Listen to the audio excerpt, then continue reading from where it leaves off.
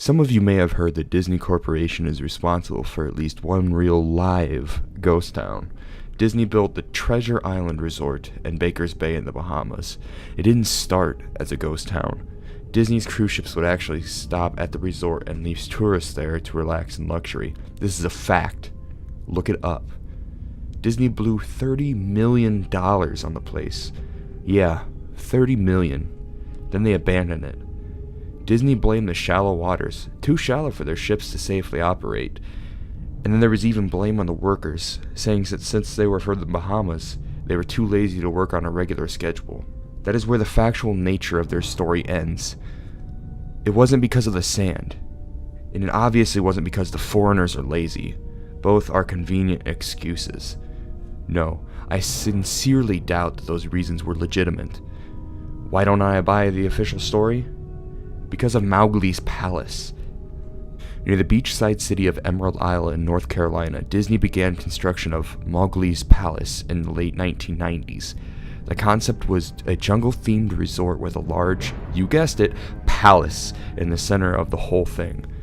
If you're unfamiliar with the character Mowgli, then you might better remember the story The Jungle Book. If you haven't seen it anywhere else, you'd know it is a Disney cartoon from decades past. Mowgli is an abandoned child in the jungle, essentially raised and simultaneously threatened and pursued by other animals. Mowgli's Palace was a controversial undertaking from the start.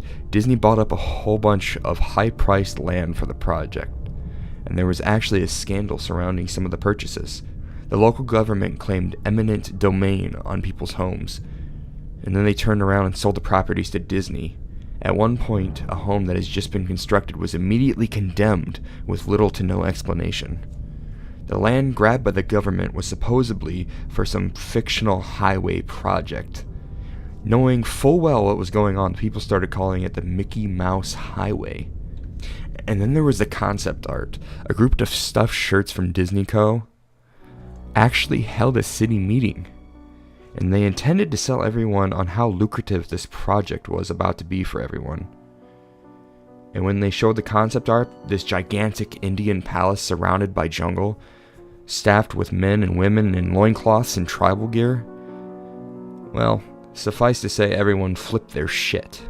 We're talking about large Indian palace, jungle, and loincloths, not only in the center of a relatively wealthy area, but also a somewhat xenophobic area in the southern USA. It was a questionable mix at that point in history. One member of the crowd tried to storm the stage, but he was quickly subdued by the security after he managed to break one of the presentation boards over his knee. Disney took that community and essentially broke it over its knee as well. The houses were razed and the land was cleared, and there wasn't a damn thing anyone could do or say about it. The local TV and newspapers were against the resort at the beginning, but some insane connection between Disney's media holdings and the local venues came into play, and their opinions turned on a dime. So anyway, Treasure Island, the Bahamas. Disney sunk those millions in and then split. The same thing happened with Mowgli's Palace. Construction was complete. Visitors actually stayed at the resort. The surrounding communities were flooded with traffic and the usual annoyances associated with an influx of lost and irate tourists. And then it all just stopped. Disney shut it down and nobody knew what the hell to think. But they were pretty happy about it. Disney's loss was pretty hilarious and wonderful to a large group of folks who didn't want this in the first place. I honestly didn't give the place another thought since hearing it closed over a decade ago. I live maybe 4 hours from Emerald Isle, so I really only heard the rumblings and didn't experience any of it firsthand. And then I read this article from someone who had explored the Treasure Island Resort and posted a whole blog about this crazy shit he found there. Stuff left behind. Things smashed, defaced, probably ruined by the disgruntled former employees who had just lost their jobs.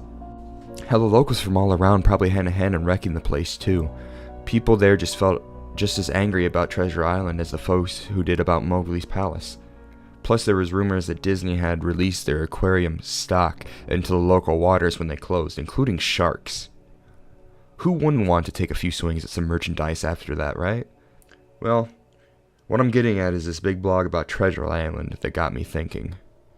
Even though many years had passed since its closing, I figured it might be cool to do some urban exploration at Mowgli's Palace. Take some photos, write about my experiences, probably see if there's anything I could do to take home as a memento. I'm not going to say I wasted my time getting in there, because honestly, it took me another year after I first found that Treasure Island article to get around to going up to Emerald Isle in the first place. Over that course of the year, I did a lot of research on the Palace Resort, or rather, I tried to. Naturally, no official Disney site or resource made any mention of the place. The slate had been scrubbed clean. Even odder, however, was the fact that nobody before myself had apparently thought to blog about the place or even post a photo. None of the local TV or newspaper sites had one word about the place. Though that was to be expected, since, they had all swung Disney's way in the first place. They wouldn't be out there lauding their embarrassment, Recently I learned that corporations can actually ask Google, for example, to remove links from search results, basically for no good reason. Looking back, it's probably not that anybody spoke of the resort, but rather their words were made inaccessible. So in the end, I could barely find the place. All I had to go on was an old as hell map I received from the mail back in the 90s. It was a promotional item sent out to the people who had recently been to Disney World, and I guess since I had been there in the late 80s, that was recent. I didn't really intend to hang on to it. It just got shoved in with my books and comics from my childhood. I'd only remembered it months into my research, and even then it took me another few weeks to locate the storage bin that my parents have shoved it all into. But I did find it. Locals were no help, as most were transplants who had moved into the beach in recent years, or old residents who had just sneered at me and made rude gestures the second I managed to say, "Where would I find Mowgli's?"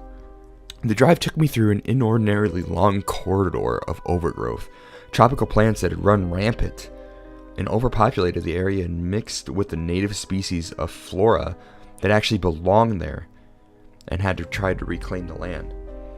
I was in awe when I reached the front gates of the resort, tremendous, monolithic wooden gates whose supports to either side looked as if they might have been cut from giant sequoias. The gate itself has been gouged in several places by woodpeckers and eaten away at the base by burrowing insects. Hanging on the gate was a sheet of metal, some random scrap, with hand-painted letters scrawled in black, "Abandoned by Disney." Clearly the handiwork of some past local or employee who wanted to make some small protest. The gates were open enough to walk through, but not to drive. So grabbing my digital camera and the map, whose flip side showed a layout of the resort, I set off on foot. The inner grounds of the place were just as overgrown as the entryway. Palm trees stood unattended and ragged amongst piles of their own coconuts. Banana plants similarly stood in their own stinking bug-riddled refuse. There was this sort of clash between odor and chaos, as carefully planted rows of perennial flowers mixed with obnoxiously tall weeds and stinking, blackened mushrooms. All that remained of any outdoor structures were broken, rotting wood and various charred bits of unidentifiable material. What was most likely an information booth or an outdoor bar was now simply a pile of assorted debris chopped up by past vandalism and ravaged by weather. The most interesting thing on the grounds was a statue of Baloo, a friendly bear from the Jungle Book, which stood in a sort of courtyard in the front of the main building. He was frozen in a jovial wave towards no one, staring emptily into space with a silly, toothly grin, as bird shit covered the swaths of his fur, and vines ensnared his platform. I approached the main building, the palace, only to find that the outside of the building covered in graffiti where the original paint hadn't been peeled and chipped away. The front doors weren't just open, they had been taken off their hinges and were stolen. Above the front doors, or the gaping maw where they had been, someone had once again painted, "Abandoned by Disney." I wish I could tell you about the awesome stuff I saw in the palace. Forgotten statues, abandoned cash registers, a full-fledged secret society of homeless bums. But no. The inside of the building was so stark, so bare, that I actually think people had stolen the molding off the walls. Anything that was too big to steal, counters, desks, giant fake trees, they were all resting amid this empty echo chamber that amplified my every step like a slow rat-a-tat of a machine gun. I checked the floor plan and headed to all the locations that might seem in any way interesting. The kitchen, as you'd imagine, an industrial food prep area with all the appliances in space, no expenses spared. Every glass surface was broken, every door knocked off its hinges, every metal surface kicked in and dented. The entire place smelled like very old piss. The huge freezer, not even remotely cool now, had row upon row of empty shelf space. Hooks hung from the ceiling, probably for hanging cuts of meat, and as I stood inside for a moment, I noticed they were swinging. Each hook swung in a random direction, but their movements were so slow and so small that it was almost impossible to see. I had figured it had been caused by my footsteps, so I stopped one from swinging by clutching it in my fist and then carefully let it go, but within seconds it started to swing once more. The bathrooms were in much the same state as the rest of the palace. Just like the Treasure Island Resort, someone had methodically smashed each porcelain commode with coconuts and other implements. There was about a half an inch of rancid, stinking, stagnant water on the floor, so I didn't stay there very long. What's odd is that all the toilets and the sinks all dripped or leaked or just ran freely. It seemed to me that they should have shut the water off long, long ago. There were plenty of rooms in the resort, but naturally I didn't have time to look through them all. The few that I did peer into were similarly wrecked, and didn't expect to find anything in there. I thought there was actually a television or a radio in one of the rooms, as I heard a really quiet conversation coming out.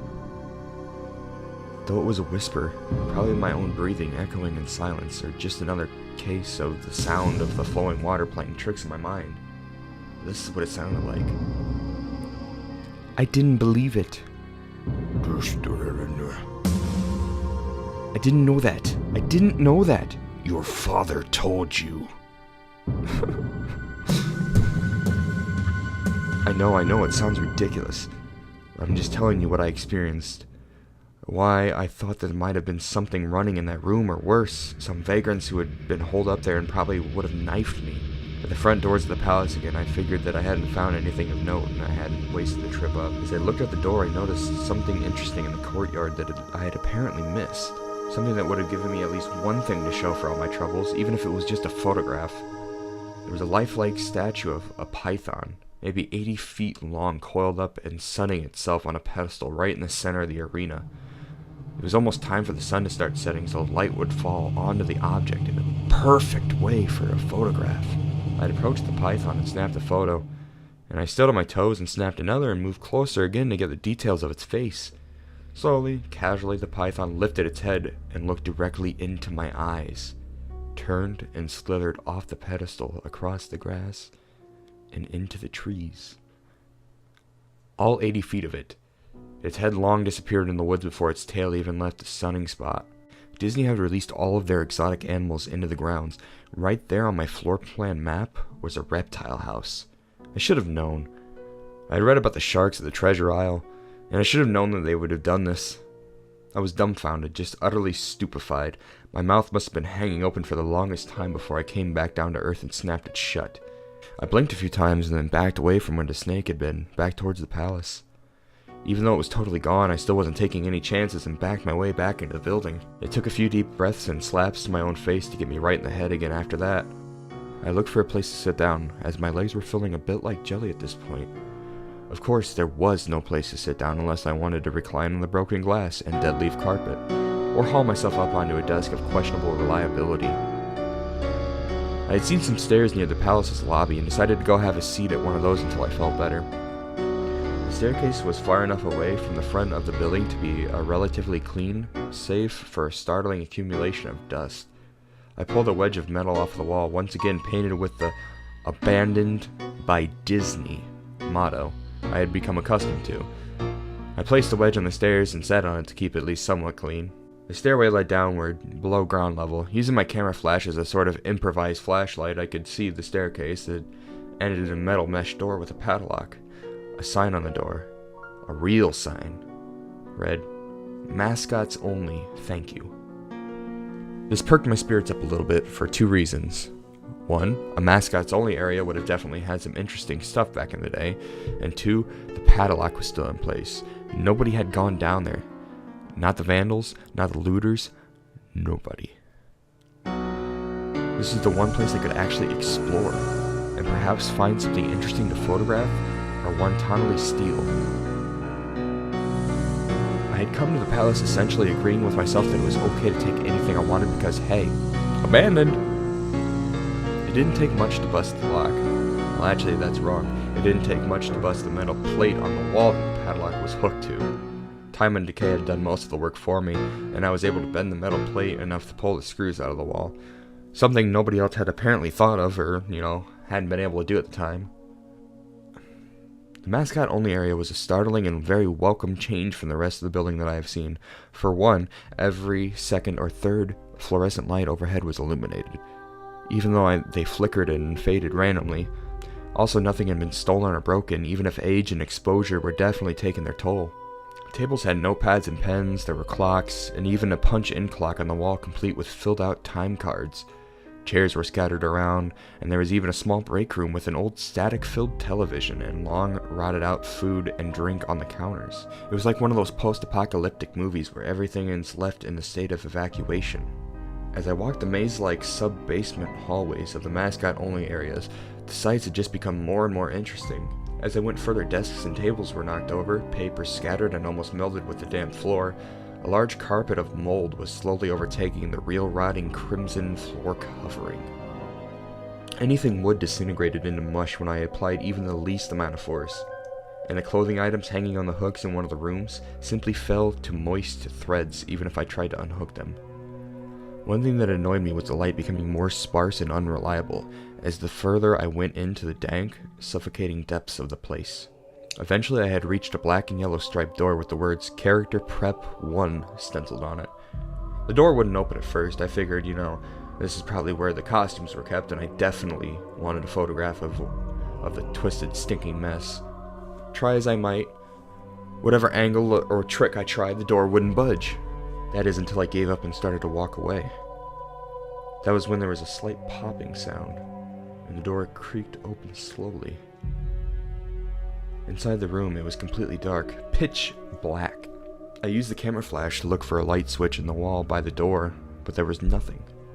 As I made my search, I was jarred out of my sense of excitement by a loud electrical buzz. Rows of lights overhead suddenly flashed to life, flickering and fading in and out like the rest I had passed. It took a second for my eyes to adjust. It had seemed like the light was going to just keep getting brighter and brighter until all the bulbs exploded. But when I thought I could reach a critical stage, the lights dimmed a bit and steadied. The room was exactly as I had pictured it. Various Disney costumes hung on the walls, fully put together like strange cartoon cadavers hung from invisible nooses. There was an entire rack of loincloths and native clothes on hangers towards the back. What I had found odd, and I wanted to photograph it right away, was a Mickey Mouse costume at the center of the room. Unlike the other costumes, it was lying on its back in the center of the floor like a murder victim. The fur on the costume was rotten and shedding, creating bare patches. What was even odder, however, was the coloring of the costume. It was like a photo negative of the actual Mickey Mouse. Black where he should have been white, and white where he should have been black. His normally red overalls were light blue. The sight was off-putting enough that I had actually put off photographing the thing until last. I took a picture of the costumes hanging on the walls, upward angles, downward angles, side shots to show an entire row of frozen, putrid cartoon faces, some with plastic eyes missing. Then I decided to stage a shot, just one of the bedraggled characters' heads on the slick, grimy floor. As I had reached for the headpiece of a Donald Duck costume and carefully removed it so the thing wouldn't fall apart in my hands, as I had looked into the eyes of the wide-eyed, moldering head, a loud, clattering sound made me jump with fright. As I looked down at my feet, and there between my shoes was a human skull. It had fallen out of the mascot head and shattered into pieces at my feet. Only the empty face and lower jaw remained, staring up at me. I dropped the duck head immediately, as you'd expect, and moved to the door. As I stood in the doorway, I looked back at the skull on the floor. I had to take a picture of it, I had to, for any number of reasons that may seem silly, but only if you don't think it through. I need proof of what happened, especially if Disney was going to somehow make this go away. I had no doubt in my mind, right from the start, that even if this was just some gross negligence, Disney was responsible for this. That's when Mickey, that photo negative opposite Mickey in the middle floor, started to get up. First sitting up, then climbing to its feet. The Mickey Mouse costume, or whoever was inside of it, stood in the center of the room. Its fake face just stared directly at me as I mumbled, "No," over and over. with shaking hands and a violently thrashing heart, and legs that had once again turned to jelly. I managed to lift up the camera and aim it at the opposite creature, now quietly sizing me up. The digital camera screen displayed only dead pixels in the shape of the thing. It was a perfect silhouette of the Mickey Mouse costume. As the camera moved in my unsteady hands, the dead pixels spread, marring the screen wherever Mickey's outline moved to. And the camera died. It went blank and quiet and broken. I had raised my eyes once again to the Mickey Mouse costume. "Hey," it said in a hush, perverted but perfectly executed Mickey Mouse voice. "Want to see my head come off?" It started to pull at its own head, working its clumsily glove-clad fingers around its neck with clawing, impatient movements, similar to a wounded man trying to pull himself free of a predator's jaws. As it worked its digits into its neck, so much blood. So much thick, chunky, yellow blood. I turned away as I heard a sickening tear of cloth and flesh. I only cared about getting away. Above the door, out of this room, I saw the final message clawed into the metal with bone or fingernails. Abandoned by God. I never got the picture out of my camera. I never wrote my blog entry about it. After I ran from that place, fled for my sanity, and if not for my very life, I knew why Disney didn't want anyone to know about this place. They didn't want anyone like me getting in. They didn't want anything like that getting out.